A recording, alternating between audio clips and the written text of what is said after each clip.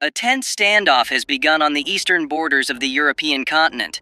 Russia is being dragged into the midst of an unprecedented siege and isolation. The reason for this is the outbreak of a very serious crisis between the Kremlin and the EU. The diplomatic tables have long since been overturned. The main bridges connecting all civil and political communication between Russia and the EU are about to break. Millions of Russians could find themselves trapped along the cold border lines.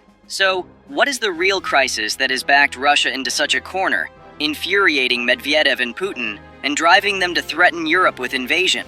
The European Union has implemented the most radical and striking isolation plan in history against Russia.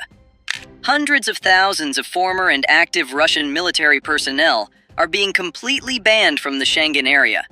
The EU connection of Putin's soldiers and their relatives is being severed. This is not a simple visa ban or an ordinary sanctions package. This decision means that a massive iron curtain is descending on the heart of Europe once again, and much more harshly. Estonia was the first country to ignite the fuse of this diplomatic decision that severed the bridges between Russia and the EU. 261 Russian soldiers fighting in Ukraine have been permanently banned from entering, and this decision set a precedent for other countries. Now this wave of bans is rapidly spreading across Europe. The target is not just a few hundred people. There are more than 900,000 Russian soldiers on active duty, discharged, and on reserve. When their families and relatives are added to the equation, millions of Russian citizens will be unable to set foot in Europe. There is a very clear military and intelligence strategy behind this massive isolation plan. With this ban, the European Union aims to completely paralyze the Russian intelligence services' sabotage, espionage, and operational networks in Europe. However, excluding such a large group from the continent could be a very dangerous game that psychologically corners Russia completely. The Kremlin's response to this massive siege was completely devoid of diplomatic courtesy, and this response revealed the severity of the approaching storm. Dmitry Medvedev, deputy chairman of the Russian Security Council, called European Union High Representative Kaja Kallas a blonde mouse. Medvedev's discourteous remarks were not just an insult. They contained a very clear and explicit threat of invasion against the EU. The Kremlin's number 2 stated that Russian soldiers do not need visas to enter Europe. He even openly challenged the continent militarily, stating that they could enter without visas, just as they did in 1812 or 1945. We need to make a very important inference here. Medvedev's insolence is not just a diplomatic outburst. These are the words of a nuclear power that has been cornered and excluded from the international system, preparing to completely overturn the table. The severing of European bridges, even at the civilian level, could push Russia to take much more aggressive and radical steps internally. So how could this diplomatic crisis lead to an explosion on the ground at those cold and tense borders? Now please look at the map. Let's turn our focus to Kaliningrad, a Russian dagger stuck in the heart of Europe. This strategic exclave, squeezed between Lithuania and Poland, is a huge military base where 500,000 citizens live. Europe's visa restrictions and border closure moves are turning Kaliningrad into a veritable open-air prison. The Russian citizens there are having all their connections to the mainland severed second by second. It is precisely at this point that we need to recall Putin's chilling warning in December 2025. Putin stated very clearly that Russia would destroy any threats to the Kaliningrad region. The Russian leader argued that such actions would lead to an unprecedented escalation of the conflict. He even emphasized that the whole world must understand that the situation would turn into a full-scale armed conflict. This warning is the point of no return in the crisis. Imagine a Russia that cannot reach its own territory by civilian means, whose soldiers and citizens are completely excommunicated from Europe. Such a country might want to forcibly open the critical Suwalki Corridor between Kaliningrad and Belarus. The European Union and NATO countries certainly do not view Russia's threats as bluffs. On the contrary, the Baltic borders are witnessing the largest and most extensive military activity since World War II. Poland is the first country to come to mind in terms of military preparedness against Russia. This is because it is believed that the Putin regime wants to turn its tanks and missiles towards Warsaw after Ukraine. For this reason, the Warsaw government has gone on military alert against Moscow. Amid tensions with Russia, Poland wants to build up a force of 500,000 soldiers and a large number of reserve personnel by 2039. This expanded force will consist of 300,000 active-duty soldiers and 200,000 reserve soldiers, and will also include a new high-readiness reserve unit. Poland's army, which consists of approximately 215,000 soldiers, excluding reservists, is NATO's third-largest army. According to the military website Defense24 last summer, this force consists of 154,000 professional soldiers, approximately 20,000 volunteers who have received basic training, and 37,000 soldiers serving in the regional army. Now Warsaw wants to increase its army to 500,000 under this new military plan. This massive military force is one of the effective and surprising steps taken against Russia. But the surprises don't end there. Poland is building a massive 700-kilometer defense line on the border with Russia and Belarus as part of the Eastern Shield project. Poland has already secured 60 kilometers of its eastern border, and Warsaw plans to more than triple that figure this year as it accelerates a broad military engineering program designed to strengthen its border with Belarus and Russia amid ongoing regional tensions.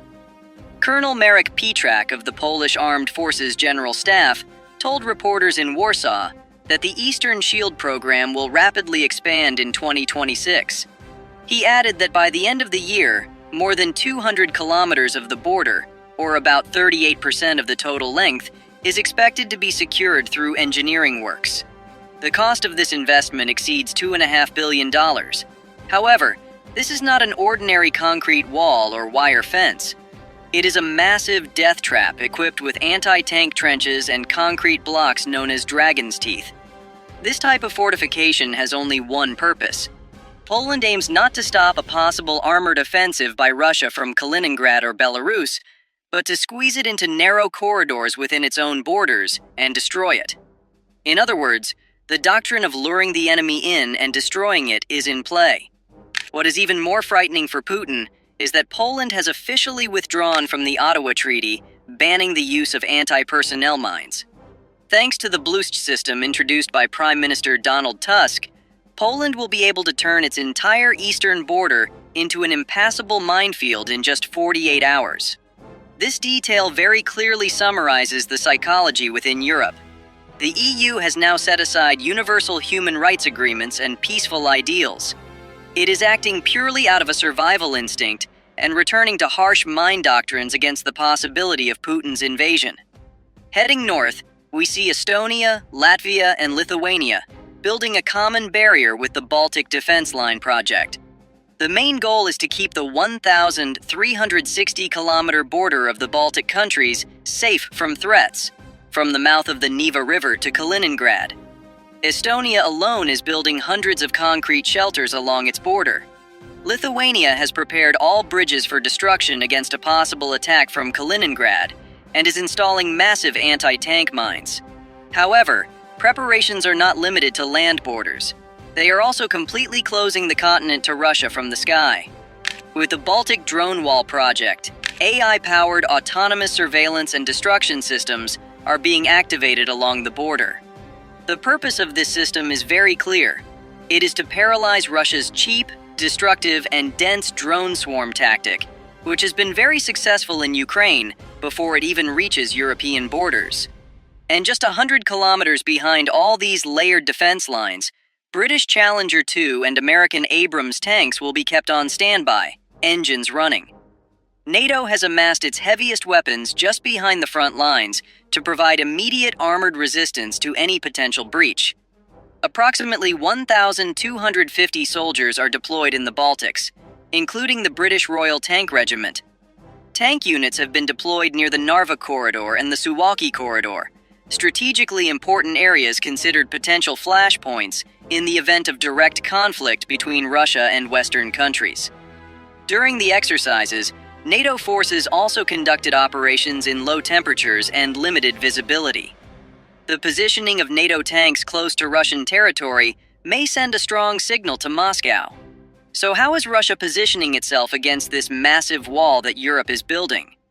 Europe's visa restrictions and military preparations must have seriously concerned Putin. The Russian army is literally in attack mode at the border.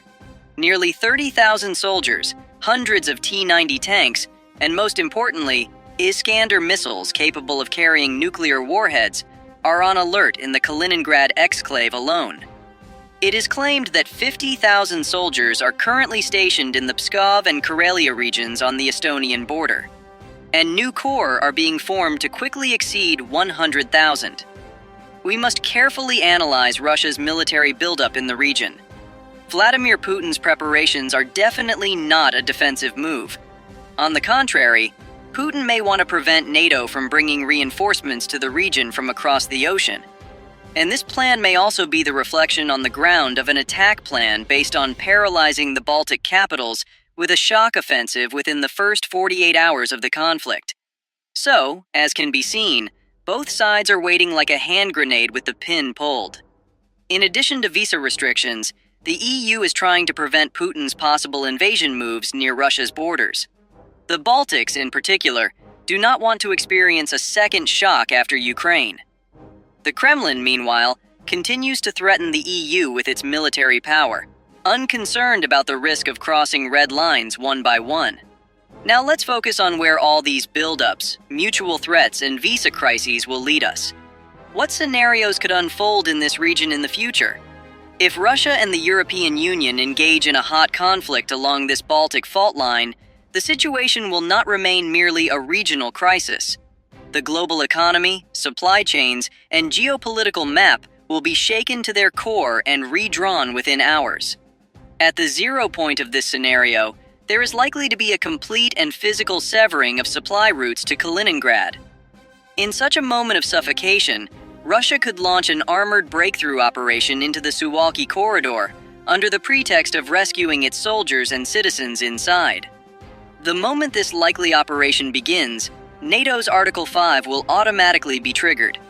This means a horrific and undesirable scenario where EU tanks face off against Russian tanks. However, such a potential war will likely not progress solely with tanks and artillery fire. Russia's first move may be to target the heart of Europe with massive cyber attacks, rather than conventional weapons.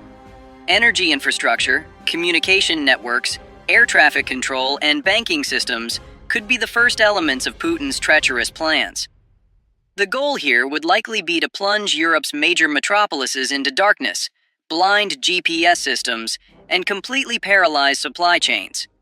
The possibility of a military conflict spreading into Europe in this way could put millions of civilians at risk of being tested, not only by bombs, but also by hunger, cold, and unprecedented chaos.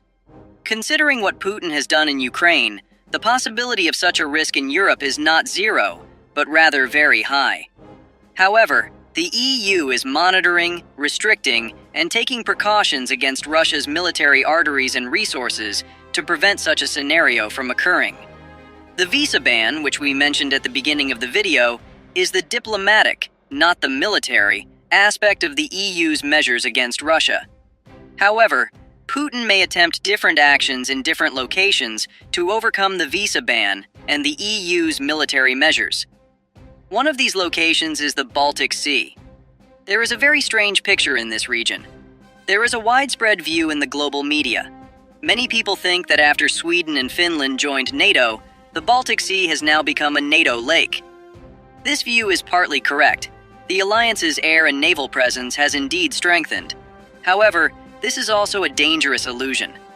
The Baltic Sea is not a lake. It is a high-risk area where Russian submarines, research vessels, and shadow fleets are still active. The real potential for destruction lies a few hundred meters below. The Baltic Sea floor is where Europe's most critical infrastructure passes through. Much of continental communication is provided via submarine data cables. Energy flows, that is, electrical cables and future hydrogen pipelines, are located here. There are natural gas and oil pipelines connected to the North Sea. If this infrastructure is cut, financial markets would grind to a halt, Critical hospital systems could shut down, and communication networks could collapse. Europe would not, of course, be shaken by this situation within seconds, but within hours, very serious economic and social chaos could ensue. Russia's threat to this infrastructure has been known for years.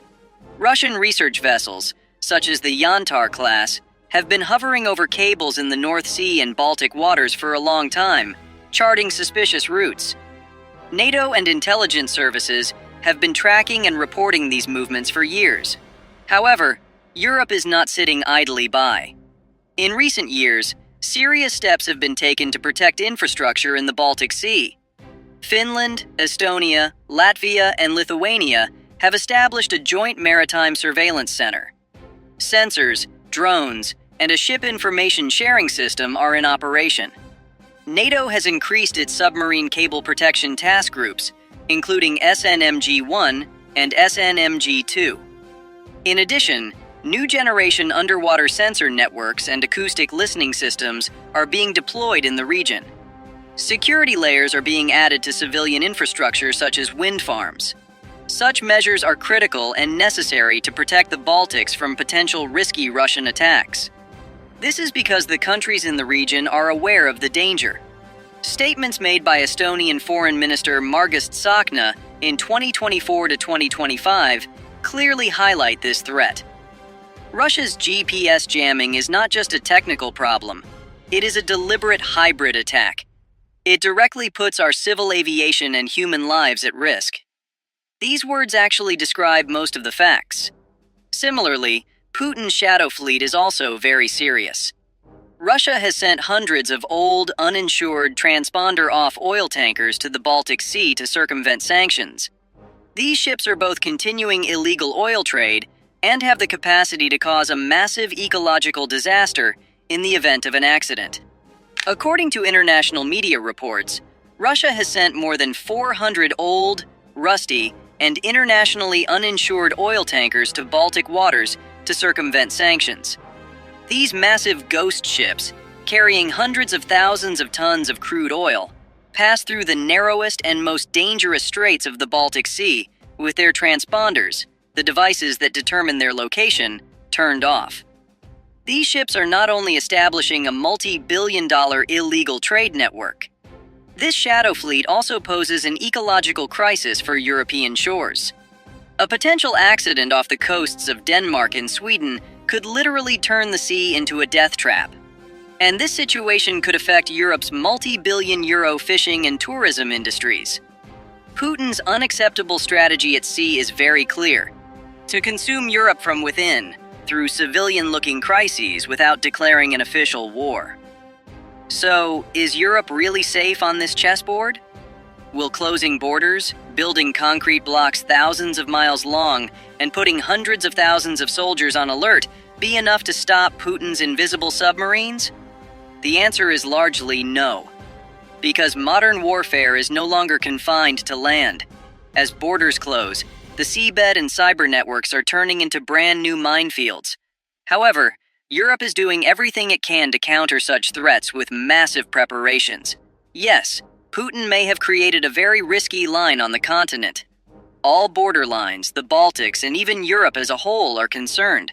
However, a single misstep by Putin in the EU's geography could push him onto a path of no return. This is because the European side has based its military, diplomatic, and political moves on putting much more pressure on Russia in its next move. Perhaps a single move in the Baltics may seem ineffective in stopping Putin. However, when all the steps in the region are combined, a massive European army could be formed against Russia. That's how dark and tense the picture looks. What are your thoughts on this? What dynamics might change in the ongoing process between the EU and Russia? Don't forget to share your comments below the video. Presented by TGN. Thank you for choosing us.